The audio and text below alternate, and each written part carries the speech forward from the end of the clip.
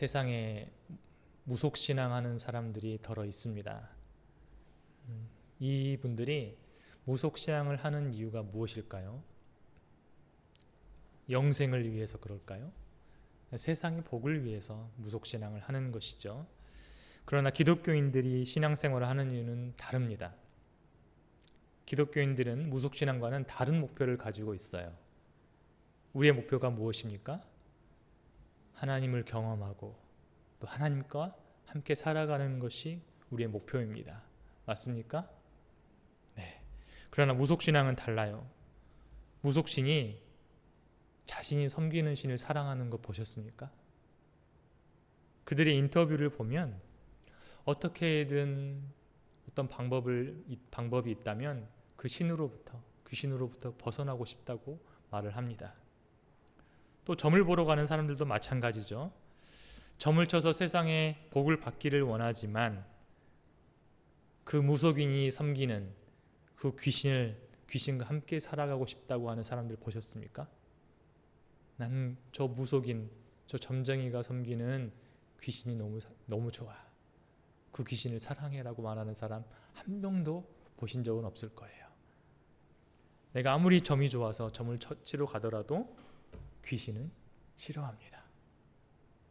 그러나 우리 기독교 신앙은 분명히 다르죠. 우리는 하나님을 사랑합니다.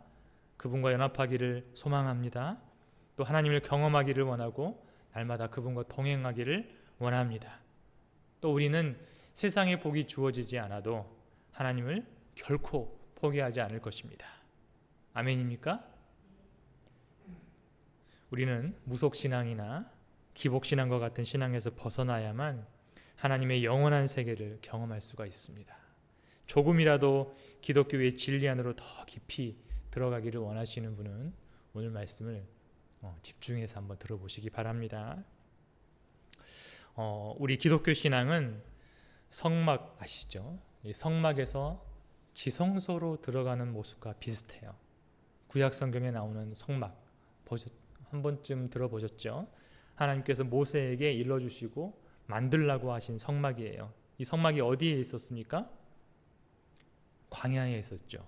광야에서 하나님을 만나기 위해서 백성들이 갔던 곳이 이 성막입니다. 이 성막을 이해하면 우리의 신앙의 지향점이 어딘지 알고 어떻게 그곳으로 걸어갈 수 있는지를 알 수 있어요. 이 성막은 하나님을 만나는 곳이고 하나님이 그 안에 임재하는 곳이에요. 이 성막을 크게 이제 분류를 해보면 세 가지로 분류할 수가 있어요. 성막들, 마당이라고 하죠. 마당이 있고 또 이 성막 안으로 들어가면 성소라고 하는 곳이 있어요. 그리고 또 무엇이 있습니까? 성소를 지나면 지성소가 있죠. 처음 들어보셨어요? 많이 들어보셨죠? 자, 우리가 동쪽으로 이 성막은 동쪽에 문이 있어요. 이 동쪽으로 가서 보면 처음 맞이하는 곳이 성막 문입니다. 이 문을 열고 들어가 보면 첫 번째 맞이하는 곳이 성막들이에요. 이 성막들, 마당이에요. 마당. 이 마당 안에는 두 가지 기구가 있어요. 하나는 번제단이 있고 하나는 물두멍이 있어요. 이 번제단에서는 제물이 불살라져 바쳐지는 곳이죠. 이곳에서 사람들이 제물을 가지고 오면 그 동물이 그 사람을 대신해서 피를 흘리고 죽어서 이곳에서 번제물로 바쳐지게 됩니다. 그리고 물두멍이 있어요. 큰 물 그릇이 있어요. 놋그릇이 있는데 이곳에 물이 채워져 있고 이 성막 안에서 일하는 사람들이 여기서 손과 발을 씻습니다. 이곳을 거치지 않고는 이 성소 안으로 들어갈 수가 없게 돼요. 사람들이 하나님을 만나기 위해서 이 성소 안으로 들어가려면 반드시 성막들에서 먼저 제물을 바쳐야 됩니다. 그리고 몸을 씻어야 돼요. 이게 첫 관문이에요. 이 성막은 누구를 상징적으로 보여주는 것일까요? 바로 예수님을 상징적으로 보여줍니다. 그렇기 때문에 여기 있는 번제단도 그렇고 이 물두멍도 예수님을 상징하고 있어요. 번제단은 사람의 죄를 대신해서 지신 제물이 되신 예수님을 상징하고 또 물두멍은 우리의 죄를 깨끗하게 씻어주신 예수님의 피, 우리를 깨끗하게 하신 예수님의 사역을 상징합니다. 이렇게 어느 누구라도 예수님을 통과하지 않고는 하나님이 계신 지성소를 들어갈 수 없다라는 거예요. 그걸 상징적으로 보여주고 있습니다. 그 다음에 성소 안으로 들어가 봅시다. 이 성소 안으로 들어가 보면 북쪽에는 무엇이 있냐면 떡을 진설해 놓는 떡상이 있어요.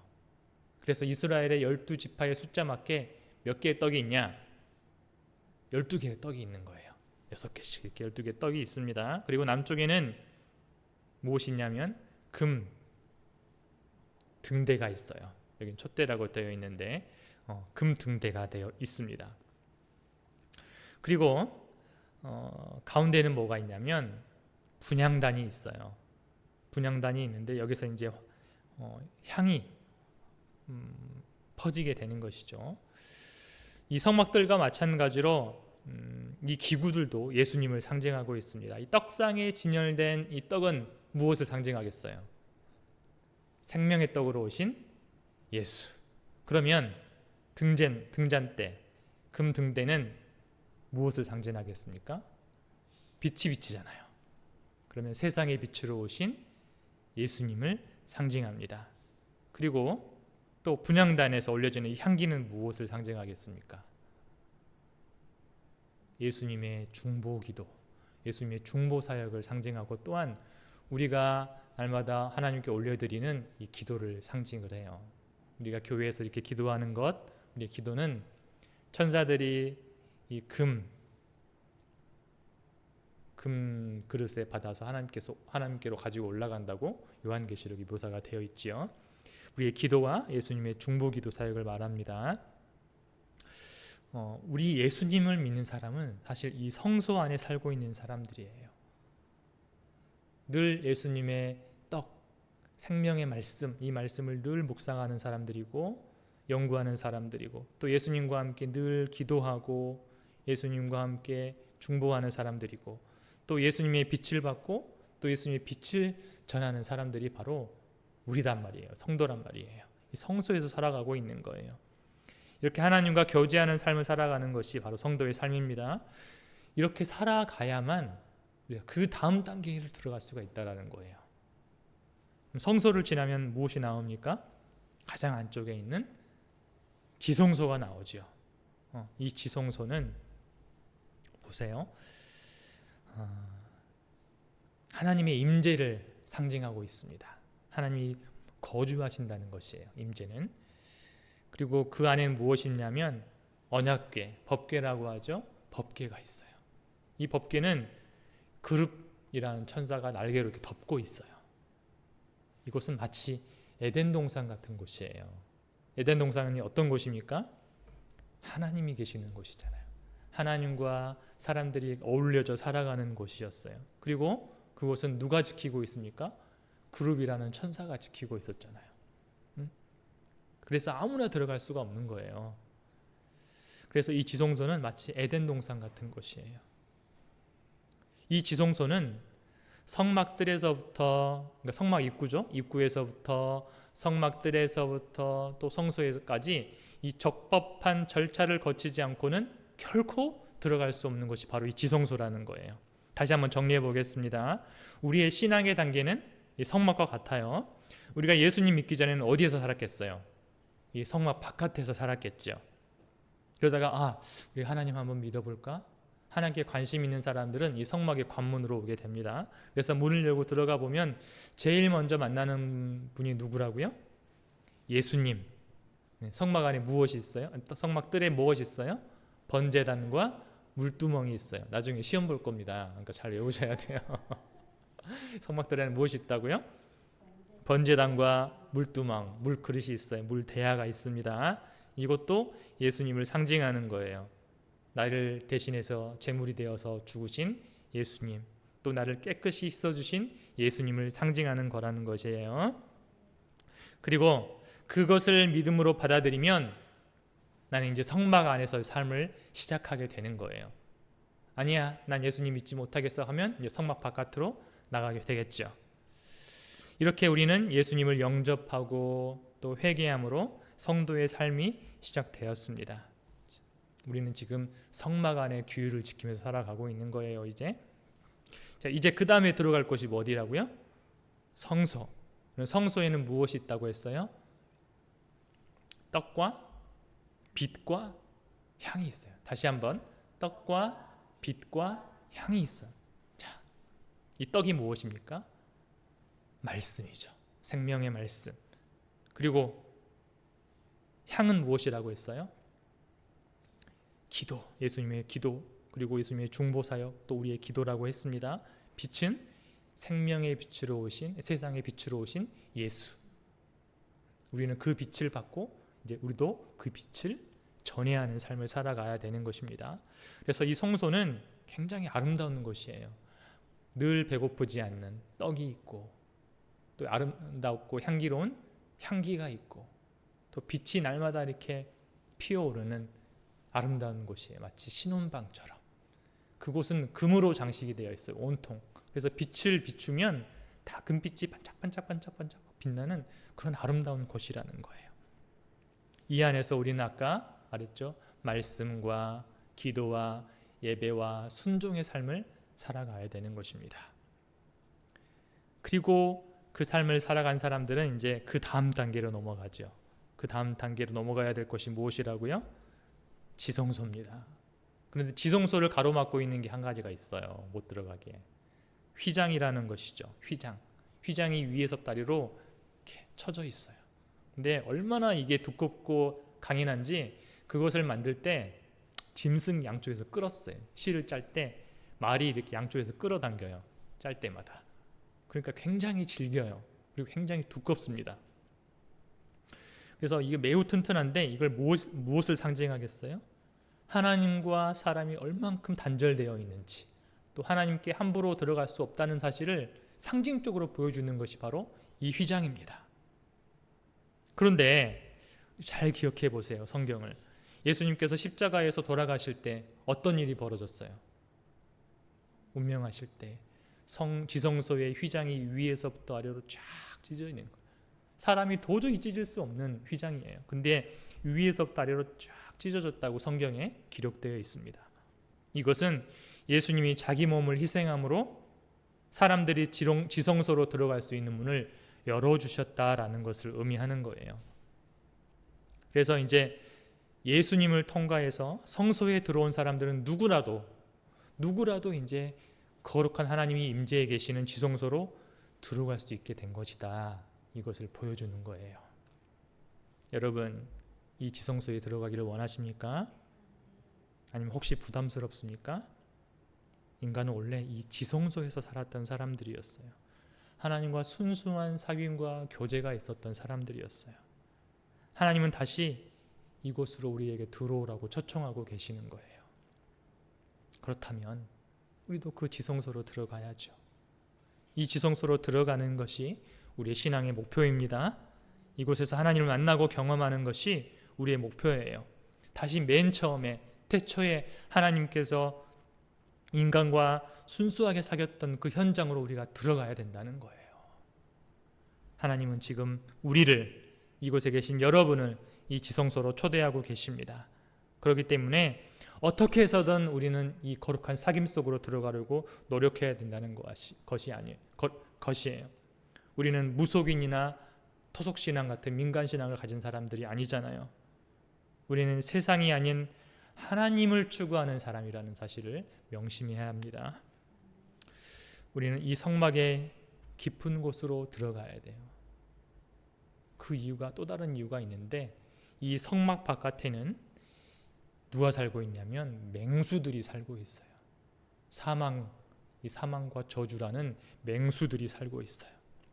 어느 누구라도 이 성막 바깥에 있으면 이 괴수에게 잡히게 됩니다. 이 성막 안쪽, 성소와 지성소 외에 안전한 곳은 없는 것입니다. 그래서 사람은 성막 안으로 들어가되 더 깊은 지성소 안으로 들어가도록 힘써야 하는 것입니다. 그래서 우리는 이 성막을 통해서 우리의 신앙의 단계를 한번 점검해 볼 수가 있어요. 여러분은 지금 이 성막에서 어떤 단계에 있는 것 같습니까? 어떤 사람은 성막 문에서 들어갈지 말지 망설이는 사람이 있을 수도 있어요. 또 어떤 사람은 예수님의 속죄에 그냥 만족하면서 나 예수님이 용서해 주셨으니까 이대로 살아갈 거야 하면서 그냥 성막들에서 머물러 있는 사람들이 있을 수 있어요. 또 어떤 사람은 깊은 회개의 눈물로 자신을 씻고 이제 성소로 들어가서 말씀과 기도와 예배와 또 순종의 삶을 살아가는 사람들이 있을 수 있습니다. 또 어떤 사람은 이제 그 단계를 넘어서서 휘장을 넘어서 지성소로 들어가서 하나님의 깊은 임재를 경험하면서 살아가는 사람들이 분명히 있다는 것입니다. 이 지성소 안에 있는 사람들은 하나님의 임재 안에서 깊은 안식과 평안을 경험하고 있는 사람이에요. 뿐만 아니라 놀라운 하나님의 능력을 소유한 사람이기도 합니다. 우리가 그런 사람이 되기를 소망합니다. 이렇게 우리는 성막들에서 지성소로 나아가는 신앙생활이 되어야 합니다. 오늘은 다른 단계가 아니라 성소에서 지성소로 들어가려면 어떻게 해야 되는지 이 단계를 말씀드리려고 해요. 어느 단계나 그 단계를 넘어가려면 대가가 필요하거든요. 대가 지불이 필요해요. 그런데 성소에서 지성소로 들어갈 때는 더욱 특별한 대가가 필요해요. 그 대가 지불이 무엇인지 오늘 말씀에 잘 나와 있습니다. 오늘 말씀은 누구의 이야기입니까? 아브라함과 이삭의 이야기죠. 이삭은 아브라함이 몇 세 때 낳은 아이예요? 100세 때 낳은 아이죠. 그때 아브라함의 아내 사라는 90살이었어요. 근데 사라는 이미 월경도 끝났고 자연적으로 출산할 수 있는 나이가 아니었습니다. 그래서 이삭은 하나님께서 초자연적인 역사를 통해서 주신 아들이라는 거예요. 그때까지 아브라함과 사라 사이에는 자식이 한 명도 없었기 때문에 이 하나님께서 주신 이 이삭이 아브라함 눈에 또 사라 눈에 얼마나 예뻤겠어요. 그런데 그 이삭이 아직 어릴 때에 하나님께서 어떻게 하시죠? 아브라함에게 나타나셔가지고 그 이삭을 무엇으로 바치라고요? 제물로 바치라고 시험을 하시는 거예요. 하나님은 지금 아브라함을 더 높은 차원으로 인도하시기 위해서 테스트하시는 거예요. 그때 이 아브라함이 충격을 받았겠습니까? 안 받았겠습니까? 이 아브라함이 받은 충격은 그 당사자가 아니면 아마 이해할 수 없을 거예요. 하나님을 선택할 것인가? 내 아들 이삭을 선택할 것인가? 그 사이에서 왜 갈등이 없었겠어요? 그런 아브라함은 순종의 발걸음을 옮기죠. 아브라함이 며칠을 걸어가냐면 이삭과 함께 3일 길을 걸어갑니다. 그 속이 어떻겠어요? 한번 상상을 한번 해보세요. 그리고 3일째 이제 멀리 하나님이 지시하신 산이 보이는 거예요. 그 과정 속에서 어쩌면 이 아브라함이 가능하다면 내가 죽을 수는 없을까? 내가 죽을 수는 없을까? 대신 이런 생각을 분명히 했을 거예요. 왜냐하면 이삭은 자기 생명보다 소중하기 때문이죠. 하지만 아브라함은 하나님의 명령을 그대로 순종을 합니다. 이제 아브라함이 가서 돌로 제단을 쌓는 거예요. 하나님의 산에서.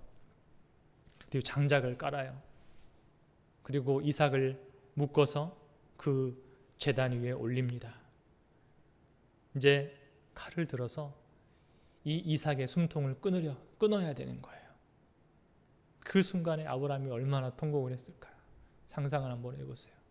아브라함만 통곡했겠습니까?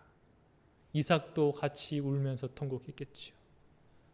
아마 제 생각과 제 상상으로는 하늘에 계신 하나님도 하늘에서 아마 울고 계셨을 것입니다. 왜냐하면 하나님도 이 세상에 자신의 아들을 제물로 바치기 위해서 보내셔야 되잖아요. 그렇게 아브라함이 이삭의 숨통을 끊으려고 하는 그 순간에 하늘에서 다급한 소리가 들리죠. 우리 12절 말씀 함께 읽어보겠습니다. 시작. 사자가 이르시되 그 아이에게 내 손을 대지 말라. 그에게 아무 일도 하지 말라. 너가 너의 아들 대독자까지도 내게 아끼지 아니하였으니 내가 이제야 하나님을 경외하는 줄을 아노라. 아멘. 이것은 하나님의 테스트였다라는 거예요. 아브라함을 시험해 보기 위한 테스트였어요. 아브라함이 하나님의 테스트에 통과한 거예요. 그때 이제 아브라함이 눈을 들려서 사방을 살펴보니까 수풀에 순양이 뿔이 수풀에 걸려서 걸려있는 모습을 보게 된 거예요. 하나님께서 미리 그 제단에 바칠 제물을 준비해 두신 것이죠. 그래서 아브라함이 그 순양을 가져다가 하나님께 번제물로 드리게 됩니다. 그래서 그 땅의 이름을 아브라함이 무엇이라고 이름을 짓습니까? 여호와 이레. 여호와 이레 많이 들어보셨죠? 하나님께서 준비하신다는 뜻이에요. 하나님께서 지금 순양을 준비해 놓으셨구나. 그런데 이 원어적인 뜻을 잘 살펴보면 이 여호와 이레는 하나님께서 돌보신다라는 뜻이 있어요. 이 라가, 이레에서 라가 본다라는 뜻이거든요. 하나님께서 우리를 돌보신다라는 뜻이 있어요. 사실 아브라함은 하나님께 이르는 마지막 이 구분능선을 넘고 있었던 거예요. 아브라함의 눈에 이 능선은 너머에서 보이지 않던 복들이 분명히 있었지만 자신은 모르고 그 구분능선을 넘어가고 있었던 것이죠. 이 아브라함이 순종함으로 이 능선을 이제 넘어간 거예요. 그랬더니 찬란한 복들이 펼쳐져 있는 거예요. 그래서 그때 여호와의 사자가 나타나서 이 아브라함에게 놀라운 복을 약속하십니다. 우리 16절부터 한번 읽어보겠습니다. 시작. 이르시되 여호와께서 이르시기를 내가 나를 가리켜 맹세하노니 내가 이같이 행하여 내 아들 내 독자도 아끼지 아니하였은즉 17절 내가 내게 큰 복을 주고 내 씨가 크게 번성하여 하늘의 별과 같고 바닷가의 모래와 같게 하리니 내 씨가 그 대적의 성문을 차지하리라. 18절 또 내 씨로 말미암아 천하 만민이 복을 받으리니 이는 내가 나의 말을 준행하였음이니라 하셨다 하니라. 아멘. 자, 하나님께서 아브라함이 하나님 말씀에 순종해서 자신의 사랑하는 독자를 바치려 했을 때 이 주신 복을 한번 생각해 보세요. 엄청나게 큰 복을 주시는 거예요. 큰 번영의 복을 주시고 큰 번성의 복을 주시고 번성할 뿐만 아니라 아브라함의 후손, 이 아브라함의 씨가 원수에게 빼앗겼던 이 복까지 탈환하는 다시 가져오는 복을 받게 된다는 거예요. 17절에 그렇게 나와 있죠. 내 씨가 마지막에 보면 내 씨가 그 대적의 성문을 차지하리라. 여기에 복음이 나와 있습니다. 하나님은 여기서 너의 씨가 라고 말씀하셨는데 그 씨가 누구인 것 같습니까? 누구라고 말씀하시는 것 같습니까? 바로 예수님을 상징하는 것이죠. 아브라함의 후손으로 오신 분이 누구예요? 예수 그리스도죠. 예수 그리스도가 이 원수 마귀에게서 그동안 빼앗겼던 이 전리품들을 가지고 오는 거예요. 생명을 되찾아오시고 또 건강을 되찾아오시고 하늘의 부요를 되찾아오신 예수님을 한번 상상해 보세요. 아브라함의 후손 중에서 예수님이 이 마귀에게 빼앗겼던 전리품들을 잔뜩 가지고 오는 모습을 상상 한번 해보세요. 또 18절을 한번 보세요. 아브라함의 씨로 말미암아 천하 만민이 복을 받는다라고 말씀하시죠. 온 열방이 이제 예수 그리스도로 말미암아 구원을 받게 되고 회복을 받게 되고 천국을 얻게 된다는 것입니다. 이건 놀라운 복이 실제로 펼쳐지게 된 것이죠. 그래서 아브라함은 이 시험을 통과한 후에 무엇이라고 불리게 되냐면 하나님의 벗, 하나님의 친구라고 불리게 됩니다. 인류를 너무 사랑해서 독생자를 제물로 바쳐야 하는 하나님의 심정을 누가 가장 잘 알겠어요? 아브라함이 알죠. 아브라함, 독자 외아들 이삭을 바쳤던 아브라함은 하나님의 심정을 다 알 수 있을 거예요. 그래서 누구라고 불렸다고요? 하나님의 벗, 하나님의 친구라고 불리게 됩니다. 여기서 우리가 생각해 봐야 될 것이 있습니다.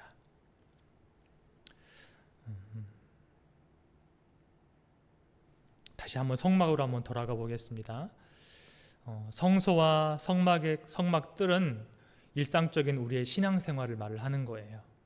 그런데 성소를 넘어서 지성소로 들어가기 위해서는 아브라함과 같은 대가 지불이 필요해요. 지성소로 들어가기 위해서는 내 안에 있는 이삭을 제물로 바쳐야 된다는 거예요. 여기서 내 안에 있는 이삭은 무엇일까요? 나의 자녀를 바치라는 말입니까? 아니죠. 내가 하나님보다 더 사랑하는 것을 말합니다.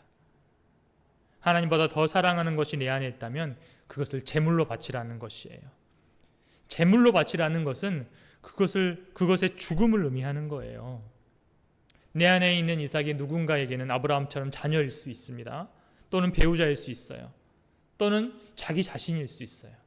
한번 생각해 보세요. 여러분들 안에 있는 하나님께서 바치라고 하는 이삭, 내 안에 있는 이삭은 무엇인지 한번 생각해 보세요. 자녀입니까? 배우자입니까? 아니면 나입니까? 어떤 사람에게는 그동안 내가 간절히 기도해 왔던 것일 수 있어요. 그동안 우리가 하나님 이 문제를 해결해 주십시오 라고 간절히 기도해 왔던 기도 제목들이 있죠. 그런데 하나님은 너가 그 지성소로 들어오려면 그 기도 제목도 내려놓고 오라고 말씀하시는 거예요. 또는 그동안 하나님께서 내게 주신 성공과 명예일 수 있습니다. 하나님께서 주셨기 때문에 내가 당연히 누릴 수 있는 권리가 있죠. 내가 누릴 수 있는 복일 수 있는 거예요. 그런데 하나님께서 너가 나의 지성소로 들어오려면 그것을 내려놓고 오라고 말씀하시는 거예요. 하나님이 주신 것조차 너는 내려놓고 지성소로 들어와야 된다라고 말씀하십니다. 마치 하나님께서 아브라함에게 주신 가장 귀한 복인 이삭을 다시 돌려달라고 하는 것처럼 내가 줬던 복도 다 내려놓고 오렴 이렇게 말씀하시는 것입니다. 하나님은 오직 하나님 한 분만을 추구하는 마음을 가지고 지성소로 들어오라고 말씀하세요. 나와 관련해서는 완전히 발가벗겨진 채로 하나님 오직 당신만을 추구합니다. 하나님 당신께 항복합니다. 이런 마음으로 들어가는 자세를 말하는 것입니다. 하나님은 때론 이 거룩한 지성소로 자신이 사랑하는 사람들을 데려오시기 위해서 그 사람의 인생을 사용하시기도 해요. 그 사람의 인생의 바닥을 경험하게 하시고 또 깊은 절망과 낙심 속에서 완전한 포기를 선언하게 해요. 완전히 항복하게 만든다는 것이에요. 하나님, 이제 당신밖에 없습니다. 당신 외에 어떤 것도 이제 추구하지 않겠습니다. 이 항복 선언을 통해서 하나님을 만나게 하신다는 것이죠.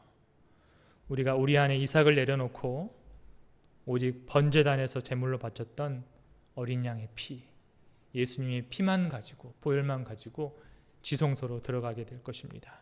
그러면 거기에서 우리는 하나님과 온전한 연합을 경험할 수가 있게 됩니다. 하나님의 신비로운 기름 부으심을 경험하게 될 것입니다. 여호와 이레는 아까 무엇이라고 했습니까? 하나님의 돌보심이라고 했지요. 우리는 이 지성소에서 하나님의 완전한 돌보심을 경험하게 될 것입니다. 그리고 이 지성소에 있는 사람은 이제 대적 원수 마귀의 시야에서 사라지는 거예요. 원수가 찾고 싶어도 이 사람을 찾을 수가 없어요. 더 나아가서 그는 원수 마귀에게서 빼앗겼던 복들을 탈환하는, 다시 되가져오는 역사를 보게 됩니다. 근심이 떠나가게 되고 염려가 떠나가고 문제들이 풀려지는 깊은 평강을 경험하게 될 것입니다. 나를 위해 애쓰고 버둥거리는 삶이 떠나가고 이제 하나님께서 나를 위해서 일하시는 역사를 보게 된다는 것이죠. 뿐만 아니라 아브라함에게 말씀하셨던 것처럼 이제 우리의 삶을 통해서 만민이 예수 그리스도로 말미암아 복을 받게 되는 그런 복도 경험하게 될 것입니다. 우리가 이 지성소로 들어가지 말아야 될 이유가 하나도 없는 거예요. 우리는 어떻게 해서든지 그 지성소 안에 들어가서 그러한 복을 받아야 된다는 것이죠. 우리가 어떤 신앙에 있든지 간에 전진하기를 바랍니다. 어떤 분은 이제 구분응선을 넘고 있을 수도 있어요. 포기해야 되나 말아야 되나 그런 생각이 찾아올 때가 있을 수 있습니다. 그러나 포기하지 말고 힘을 내시기를 바랍니다. 그 능선만 넣어가면 하나님의 놀라운 복이 기다리고 있을 것입니다. 우리는 하나님의 산 정상을 향해서 가야 되는 거예요. 거기서 하나님을 만나야 되는 것이죠. 이 만남에는 반드시 대가 지불이 필요합니다. 자신에게 가장 소중한 것을 포기한 사람만이 이 구분응선 하나님의 산을 통과할 수 있는 것입니다. 거기서 하나님을 경험할 수 있는 것입니다.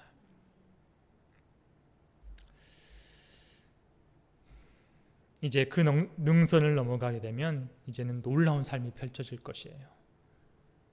내가 그동안 나를 위해서 살았을 때보다 더 생명력이 넘치고 더 건강하고 더 행복하고 더 부유하고 더 자유로운 삶이 분명히 시작될 것입니다.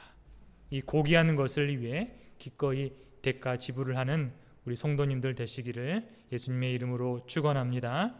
하나님은 지금도 우리를 더 높은 차원으로 부르고 계세요. 지금 하고 계시는 이 신앙생활에 만족하지 말고 더 높은 차원으로 달려가는 우리 순전한 교회 성도님들 되시기를 예수님의 이름으로 축원합니다.